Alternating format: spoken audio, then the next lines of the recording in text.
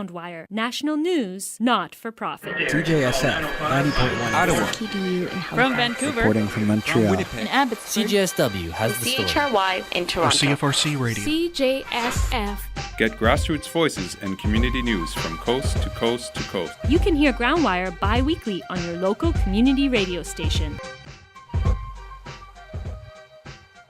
My name is Shelley Robinson, and I'm the Executive Director of the National Campus and Community Radio Association, the NCRA. We have more than 75 members, and they all work really hard to deliver local community news. It's a big part of their mandate, and it's a huge draw for listeners. People want to hear the sounds of their own communities.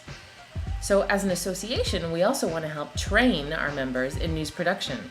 But to do it well, we need newer and more flexible and responsive tools. You know, we're spread out all over the country, and we have a range of different skill levels, and we have a range of experiences. So a tool like what we're proposing could make a huge difference.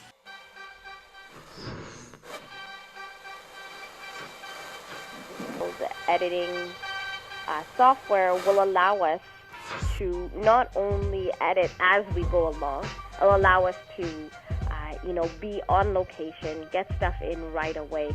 So it allows us to have this kind of reach that we wouldn't have before.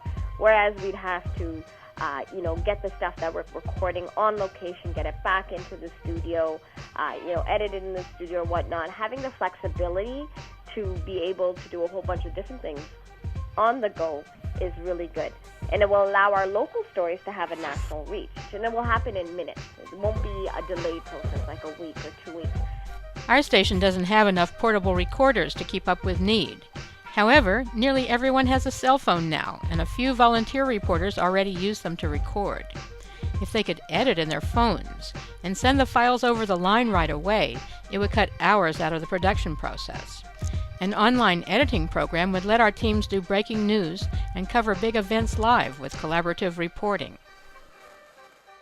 When I started working at CKUT 10 years ago, there was one computer for checking email and one computer for digital editing. In the last 10 years, we've been able to grow as we have, to do so much with the little bit of resources that we have. And with GroundWire, we've helped to develop a cross-country community-to-community network of citizen journalists who are pulling together a grassroots community news network with very few resources at their disposal. But our development depends on creating new tools to build our national community news network. The virtual newsroom would be a great leap forward.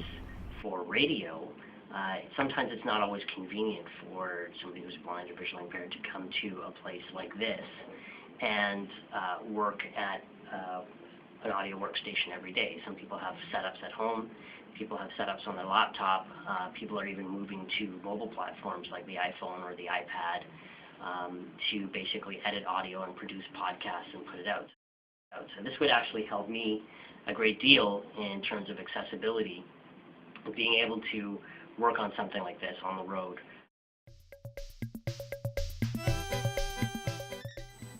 I'm really excited to build a mobile virtual newsroom for community radio news. I think if we give our volunteers a fluid and collaborative environment on the web, we'll see return on investment in areas like training, accessibility for volunteers, and time savings in the production process. I hope you'll support our proposal, and I hope you'll support community radio news in this groundbreaking endeavor. It is upon civil society to act. This is a government that thinks, the Constitution and the protections of the Canadian passport do not travel with you abroad. We're nobody's yes men.